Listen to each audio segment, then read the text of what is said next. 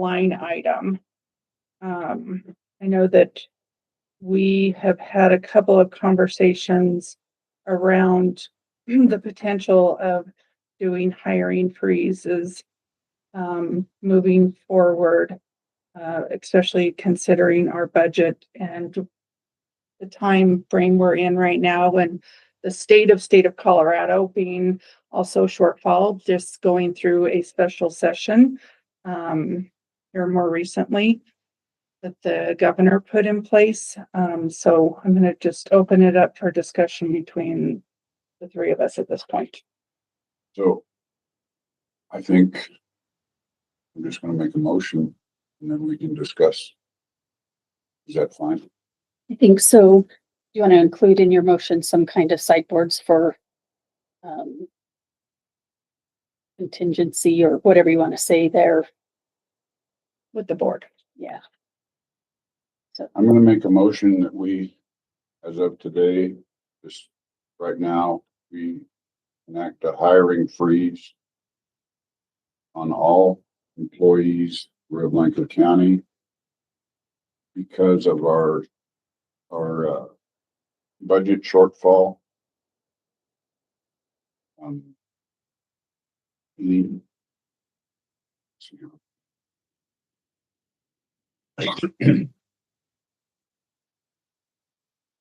Exceptions. I'm trying to figure out how to do that. Anybody that we will make. The only exceptions are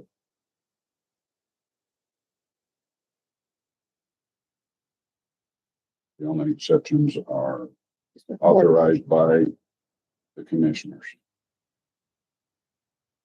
So people, I guess that, let me rephrase that. I make a motion that we enact a hiring freeze from this moment on, with any exceptions being approved by the commissioners. through the end of the year. You want to put a timeline on it? Yep, through the end of the year. And I'll second. So I have a motion and a second. And so we'll open it up for discussion. So that would leave it open for people that think that we should make an exception for instance, we need somebody in accounting.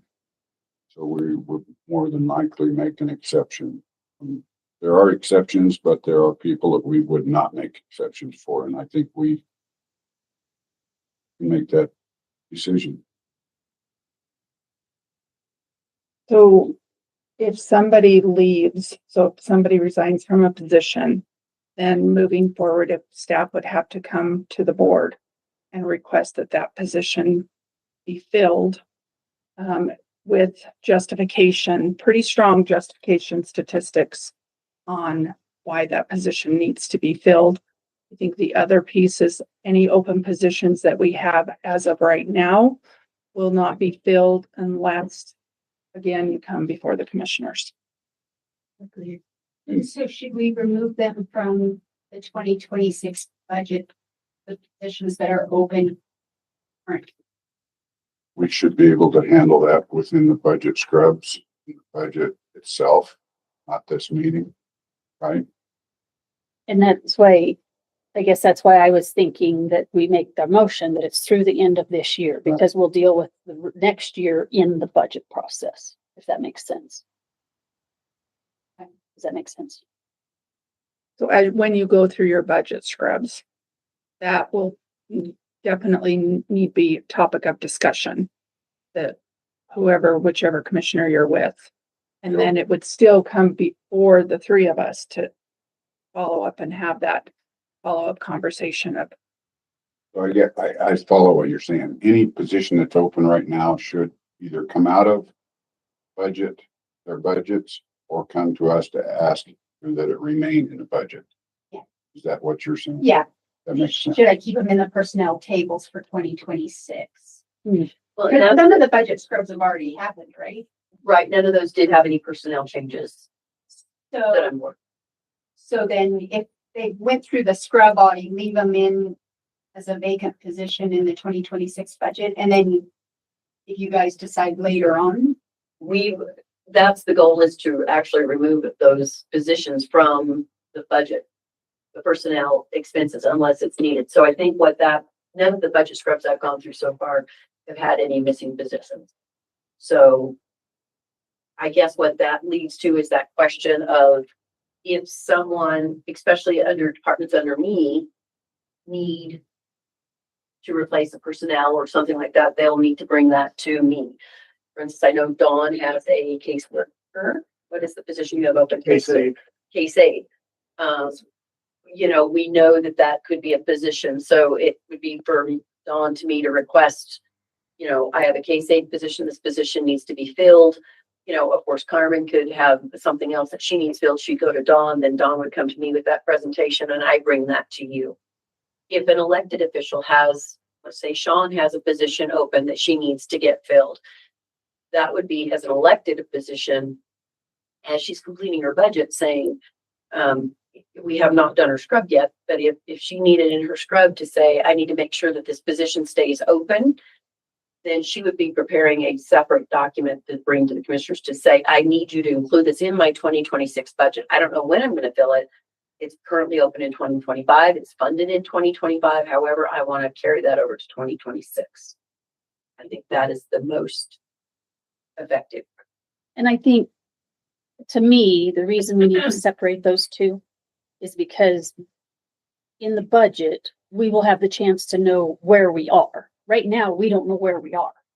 And it doesn't look good, but I want to know where we are for 26 with all the final. When we pass the budget, we'll know pretty close income, expenses, and so forth, whether we can or cannot manage any other Well, staff. So that's where I want to keep those two very separate. This is the motion we've got now on the table through the end of this year.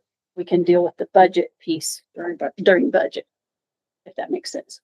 It does in a way, but we need to have those figures. Remember, your budget is due October. But that's not in a part of this motion, is what I'm saying, to keep it. I mean, it's up to you guys what you want to do, but I see them as very separate. they are separate in my mind. We are, the intent of this is so that we don't have to fire anybody on the 1st of January. We just don't hire them to start with. And the reason that we're doing this is because we have almost a $600,000 increase in health insurance. And we're trying to find a way to keep our employees happy. So I would just add, not only do we have that additional expense, there's a strong possibility our income is going to be down too. Oh, yes, So that's it not will. the only thing we're Yes. trying to cover there. We've got to Yes. see potentially significant cut in income.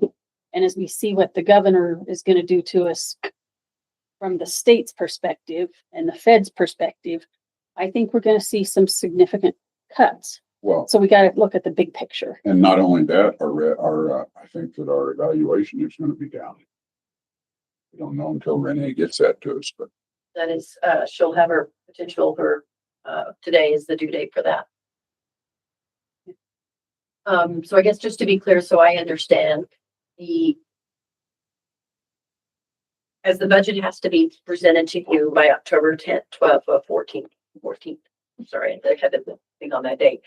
We really have a month to determine what to do with those positions. So really, in that essence, I have a month to try and work with everyone or electeds for them to come to you within this next month and say, I need to either include these positions in the budget so that you can consider those as a part of the budget scrub, but that actually for electeds, they're going to need to come to you directly. So we may have to have a special meeting in which you hear those requests publicly, because that's not a situation that just one of you can make as part of a budget scrub. So I think that is one piece of this. We just have a month to be able to nail that, whether it's in the budget for 2026 or it's not. Now, again, the not hiring, that hiring freeze, I think is fine for, we know those figures are already included in the 2025 budget. So to Doug's point, that way you don't have to hire someone for 2 months and then say, you're not in the 2026 budget.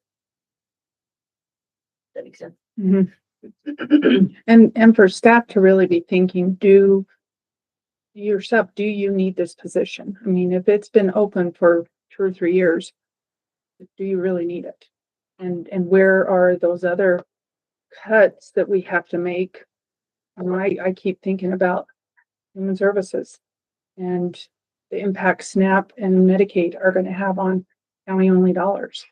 And right now, there's a county out there that's running a bill that they want to increase that 20% that we cover for Medicaid. And so that if that bill passes, that's going to trickle down to the counties and that's going to be on our dollar. So a county wants to increase the amount of money from the county. Denver County. Bigger county. Larimer County is proposing that bill. We discussed it. That was one that everybody kind of glossed over. As I say, I missed that. So it's right now it's an 80-20 split. Yeah. And they're wanting to increase that 20, sorry, not Medicaid, SNAP, sorry. It's particular to SNAP, where they're wanting to increase that 20% to allow counties that can afford it to pay for that SNAP federal benefit is what it's proposing. More power to them. Right. They can't just do Can't that. do it as a mandate. To me, there needs to be a clause that you can opt out of that Absolutely. as a small county. Yeah. Or that they opt into that. Or, and yeah, leave us alone. Or CCI yes. things that are not supported. So, I guess as far as so we're getting off topic Yeah. for our hiring freeze. So, Well, we were justifying it. yeah. Yeah. Guess that's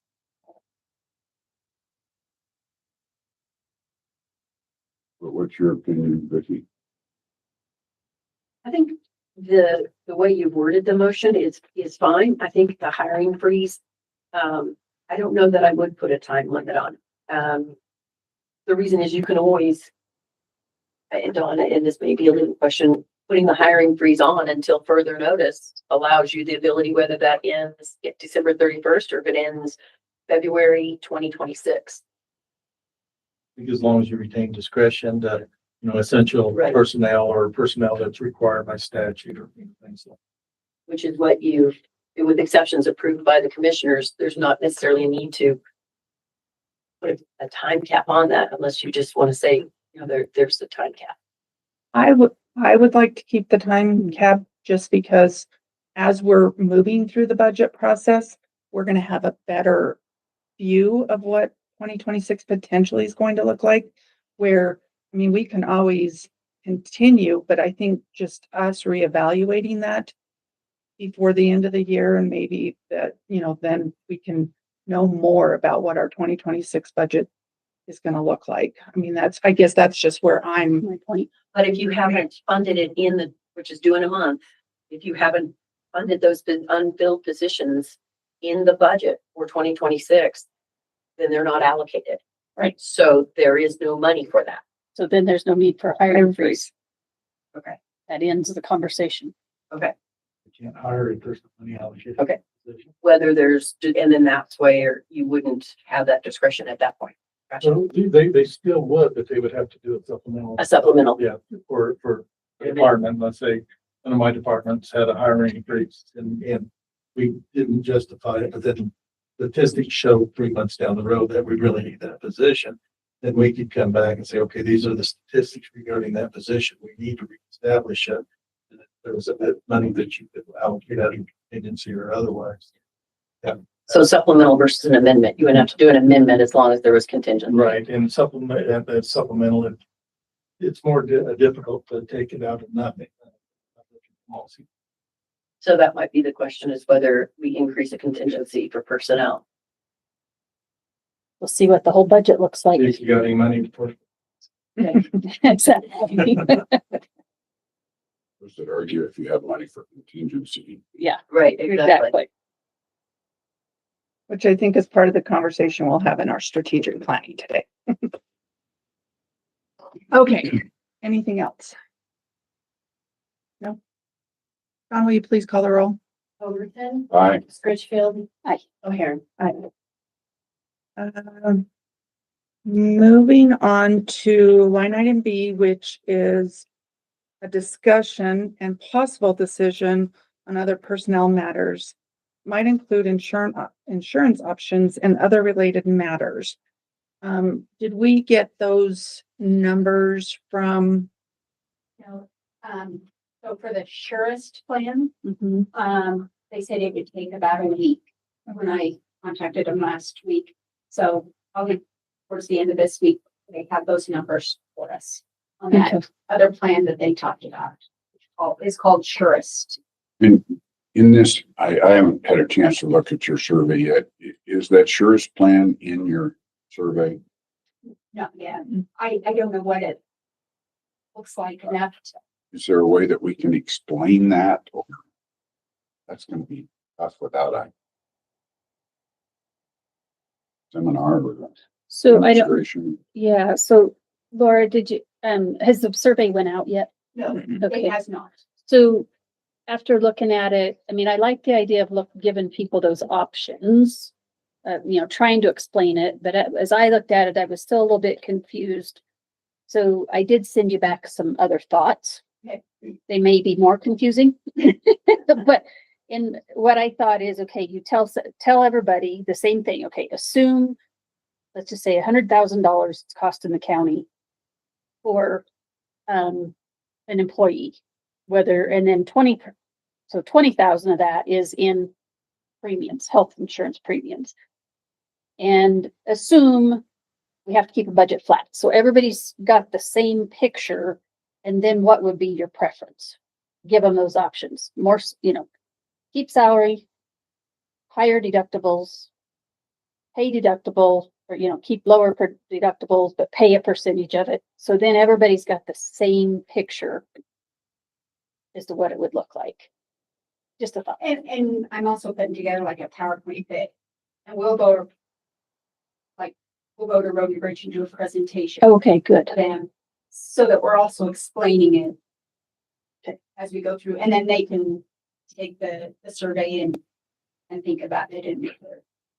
One of the confusing pieces too, though, for me, and it was if there's a portion that will be paid by employees, and I don't remember if they called it what did he call that? Like, not a per diem, but it was like an offset to help offset the cost.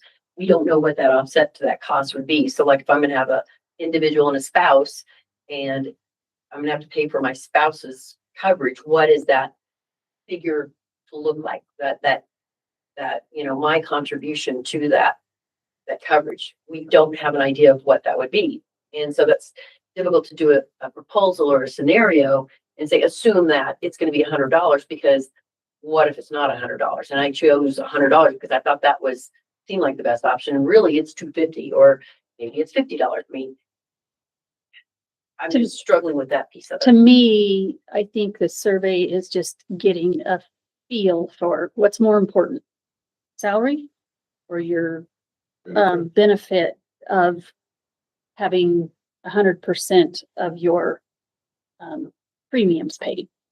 To me, that's really what it says. And or higher deductibles. I mean, those are kind of the three. If we break it down to three things, it's salary, premiums, deductibles. Those are the three variables in my opinion. And I think the other piece to that, though, is I do want to hear from staff, and I like that you had an other option so that maybe there's something we're not thinking about out there that they can throw our way for us to start thinking about as far as helping to figure out, where are we going to go with our budget? So I would love to hear from staff on what they're thinking about with that. So thank you for putting that in there. And that figure that you're at, we don't know, that is something we would set. Right. To offset, just to encourage spouses to go on their employer's insurance or their other insurance, just something to encourage them to, if they have options for other insurance, to use it. A lot of them do. So I don't think we're at a place that we can make any Not decisions without right that. now until we Not without get that information. survey and The survey And the- and that other program. And again, yeah, and the whole budget. So then do we wait to send out the survey until you get the Surest 7 information?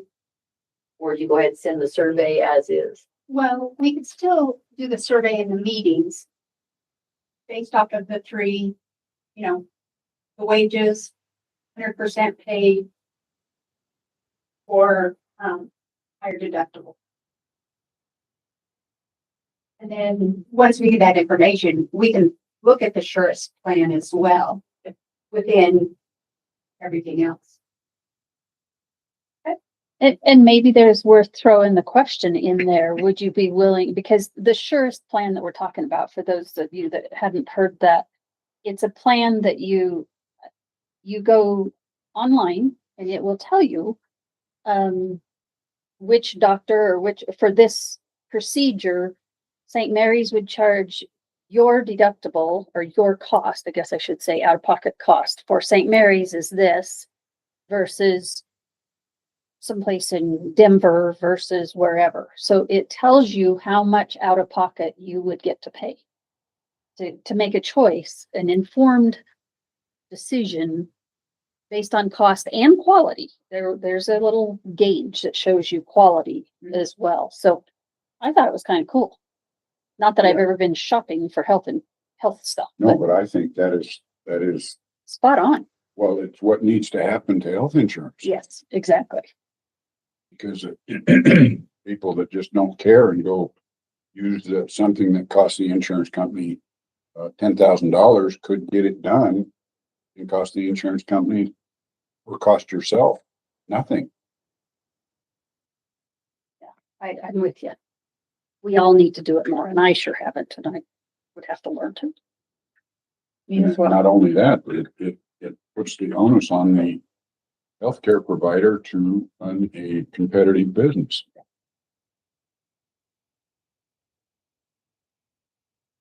All righty. So, more to come on that. Moving on to line item C. So, Madam Chair, I would move approval to purchase $17,600 worth of ridge decking supplies to make essential repairs on County Road 202 bridge. I think that's bridge decking, not bridge. Yep. deck. Oh, Got it. yes, I think it's got. yes, you're right. I was thinking ridges in some of that decking, and I've seen that kind of thing, so I was okay with that. So, bridge decking, yes. I'll second that. We have a motion and a second. Any discussion on this? I think it's pretty self-explanatory, but unless I'm missing something. No? John, will you please call the roll? Bridgefield. Aye. Overton. Aye. O'Hare. All right, so motion passes. We are done and adjourning at 9:30. Thanks, everybody.